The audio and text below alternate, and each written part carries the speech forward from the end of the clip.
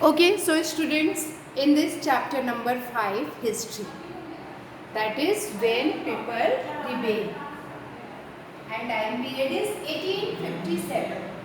So in this chapter we had studied about policies, that is policies, and the impact of these policies on the people. People, for the example, Nawab, the peasants, the sepoys, the landlords, and many section of the society, of the Indian society. ठीक है? And what was the responses to the reforms? जो भी इन्होंने reform किया था religious matter को लेकर के, या जो हमारे इंडिया में ट्रेडिशन चले आ रहे थे उसमें जो इन्होंने चेंज करना चाहा था, उसके प्रति लोगों का रिस्पॉन्स क्या था? अब हम पढ़ेंगे through the eyes of the people. So through the eyes of people में हम स्टार्ट करेंगे कि जो रिवेल तो हो चुका है, अब तो रिवेल जो है वो स्टार्ट होने जा रहा है, लेकिन अब ये क्या हो रहा है कि लोग जो है इस रिवेल को कैसे देखते हैं, इस विद्रोह को लोग कैसे देख रहे हैं.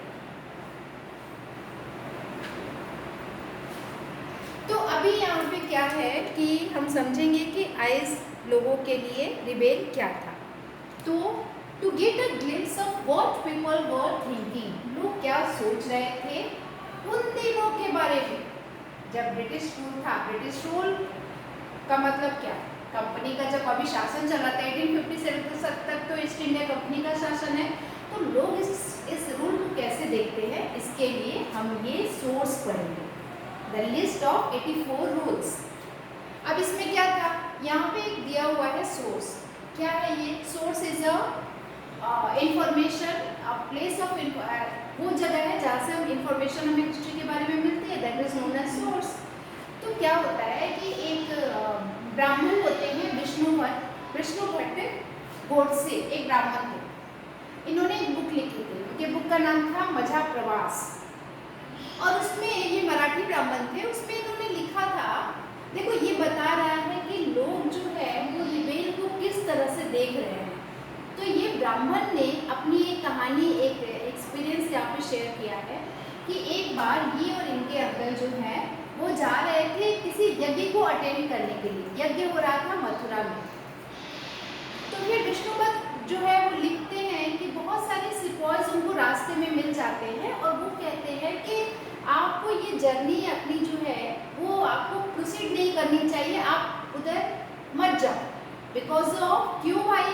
क्योंकि a massive of evil was going to break out in 3 days, कि अगले 3 दिन में वहाँ पर जो है एक, वहाँ पे नहीं, अगले 3 दिन में एक बहुत बड़ा massive upheaval रिवेल होने वाला है. तो सिपॉय ने कहा, सिपॉय ने अब देखो क्या क्या कहा है, वो पूरी लाइन लिखी हुई है. द इंग्लिश में डिटरमाइंड, जो ये अंग्रेज हैं, अब जो सिपाही ब्राह्मण से बात कर रहे हैं वो बातें यहाँ पे है कि जो इंग्लिश हैं, जो अंग्रेज हैं, वो हमें चाहते हैं वाइप आउट करना, हमारे रिलीजन्स को, हिंदू के रिलीजन्स को वाइप आउट करना चाहते हैं और मुस्लिम्स के रिलीजन को. इसलिए उन्होंने क्या किया है, 84 रूल्स, एक लिस्ट बनाई है 84 रूल्स की, और उसमें अनाउंस किया है कोलकाता में, कलकत्ता के प्रिंसेस और किंग्स के सामने, पूरे दरबार में जो अंग्रेज हैं इन्होंने ये अनाउंस किया है कि जितने भी हिंदू और मुस्लिम के रिलीजन है इस देश में, वो सब के सब हमें वाइप आउट करने, खत्म करने हैं. और किंग्स जो है उन्होंने ये भी कहा, जो सिपॉयज थे उन्होंने ये भी कहा कि kings refuse to accept this rules and warn the English. ये जो किंग्स हैं, कौन से kings? They said that the kings refuse to accept this rules, warned the English of dire consequence and massive upheavals if these are implemented. जो Kings थे, राजा थे अपने देश के, उन्होंने एक्सेप्ट किया, उन्होंने मना कर दिया कि अगर इन्होंने इस तरह का कोई भी रूल अगर कोई लाते हैं और हमारी चीज़ों के अगेंस्ट ये काम करते हैं तो एक न एक दिन हम जरूर मासिव अपहीवल करेंगे. और kings all return to their, फिर वो सारे किंग्स जो है उन्होंने, जो कलकत्ता में एक दरबार लगा था और उस दरबार में जो इंग्लिश थे वो इस तरह से लोगों से कह रहे थे कि आप लोग का ये जो लिस्ट है, इस 84 रूल्स बना हुआ है, उसमें हिंदू और मुस्लिम के सारे रिलीजन्स को जो है वो ख़त्म किया जाएगा. तो राजा उठ के कहते हैं कि अगर तुम ऐसा करते हो तो तुम देखना एक बहुत ही बड़ा मासिव अपहीवल, एक बहुत बड़ा भूचाल हम ला देंगे। ठीक है, तो इस तरह से क्या होता है कि ये सारे किंग्स तो अपने अपने गुस्से में अपने अपनी राजधानी की तरफ आ गए। तो इस तरह से ये जो अब वही जो सिख बॉयज है वो बता रहे हैं ब्राह्मण को कि आप मत जाइए, वही जो मासिव अपहीवल आने वाला है वो अगले 3 दिन में ही आने वाला है, होने वाला है। ठीक है, तो ये एक स्टोरी थी जो एक ब्राह्मण ने शेयर की है कि विद्रोह के दिनों में क्या क्या सुनने को मिल रहा था, क्या क्या हो रहा था। There was soon excitement in every regiment. तो अब क्या है, अब ये दूसरी सोर्स 2 है। सोर्स 2 में क्या था कि अब दूसरे रेजिमेंट में हर एक रेजिमेंट में, रेजिमेंट मतलब होता है आर्मी की एक टुकड़ी, है ना, जो ब्रिटिश आर्मी है उनकी एक टुकड़ी थी। उन सभी रेजिमेंट में क्या था, देयर वाज सम एक्साइटमेंट। अब एक्साइटमेंट हो गया। अब क्वेश्चन ये है कि एक्साइटमेंट किस बात की हुई? अभी तो ये हो रहा था कि मासिव अपहीवल होगा, विद्रोह होने वाला है। अब दूसरा जो अकाउंट है ये कहता है कि ये एक मेमोयर्स है सूबेदार सीताराम पांडे का।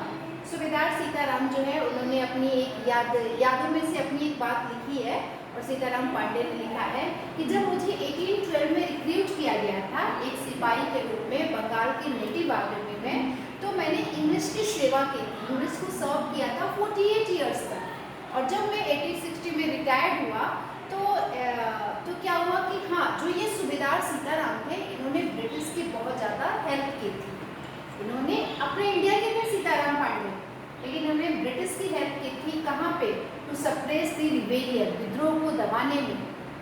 और जबकि उनका जो खुद का सन था वॉज अ रिबेल, वो खुद एक बहुत बड़ा विद्रोही था, वो ब्रिटिश के अगेंस्ट में था, एंड वॉज किल्ड बाई, और उसको ब्रिटिशर्स ने इन्हीं के आंखों के सामने उनके बेटे को मार दिया था।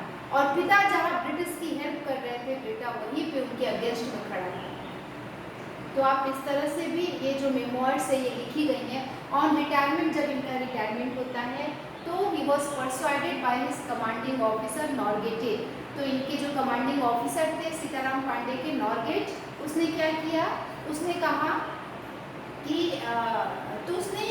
तो इन्होंने ये मेमोयर्स जो लिखा हुआ था, ही कंप्लीटेड द राइटिंग।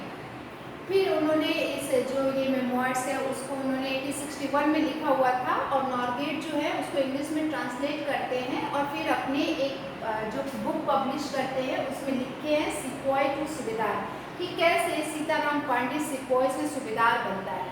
ठीक है, तो ये लिखते तो हैं सीताराम पांडे, लेकिन ये एक एक्सपीरियंस बता रहा है कि नॉरगेट जो है जो इनका कमांडिंग ऑफिसर था, वो क्या करता है कि जो लोग इनकी ब्रिटिश की हेल्प किए होते हैं उनको ये लोग छोटे रैंक से उसको ऊंचाई तक ले जा रहे हैं, सिपाही से सिपॉय से सूबेदार बना रहे हैं। लेकिन वही जो दूसरी तरफ इनके अगेंस्ट में खड़ा हुआ था सीताराम पांडे का बेटा, उसको इन्होंने ब्रिटिश ने अब उसी के पिता के सामने ही उसको मार दिया।